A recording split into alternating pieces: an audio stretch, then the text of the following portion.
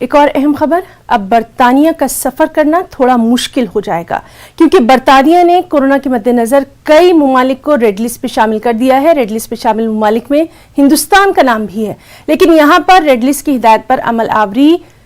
23 अप्रैल से होगी। Brazil, Amman, Pakistan और कतर समेत 35 से ज्यादा ममालिक हैं जहां से आने वालों को कम से कम 10 दिन बरतानवी हुकूमत की जानिब से मुंतखब करदा होटल में ही क्वारंटीन रहना होगा।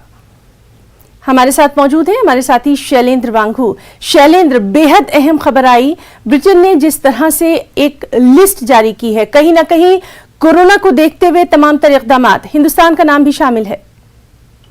बिल्कुल हिना,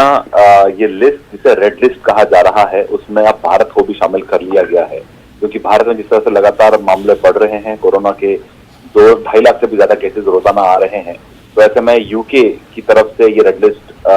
में भारत को शामिल किया गया है। यानी कि इसका मतलब ये होगा कि अगर कोई भी व्यक्ति, कोई भी ट्रैवलर पिछले 10 दिनों में अगर वो भारत की यात्रा कर चुका है या भारत से वो ट्रैवल कर रहा है, तो ऐसे में उसको यूके में परमिशन नहीं मिलेगा जाने का, यानी कि यूके में एंट्री पर बैन लगा दिया गया है फिलहाल। वो भी तब जबकि उससे ठीक पहले यूके के prime minister Boris Johnson Bharat आने वाले थे और भारत में जिस तरह के हालात बने हुए कोरोना के, ऐसे में ये कलेक्टिव डिसीजन दिया गया भारत और यूके की तरफ से कि उनका दौरा रद्द किया जाएगा। हालांकि बताया जा रहा है कि पीएम मोदी और बोरिस जॉनसन के बीच में वर्चुअल बैठक इस महीने होने वाली है। वहीं इसी बीच आपको अपडेट ये भी कर दें कि अमेरिका ने भी अपने सिटीजन से कहा है कि भारत की यात्रा ना करें, चाहे वो वैक्सीनेटेड भी हो तब भी वो यात्रा ना करें। अगर मजबूरी हो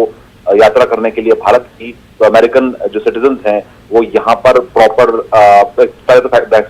वैक्सीनेटेड रहें और भारत आने के बाद वो जो प्रोटोकॉल रहता है कोविड का, उसका सही जी शैलेंद्र, तो लगातार तमाम तर जो हालात हैं, खासतौर से किस तरह से कोरोना के हालात बिगड़ते जा रहे हैं, उस पर नजर बनी हुई है। बहुत बहुत शुक्रिया अदा करना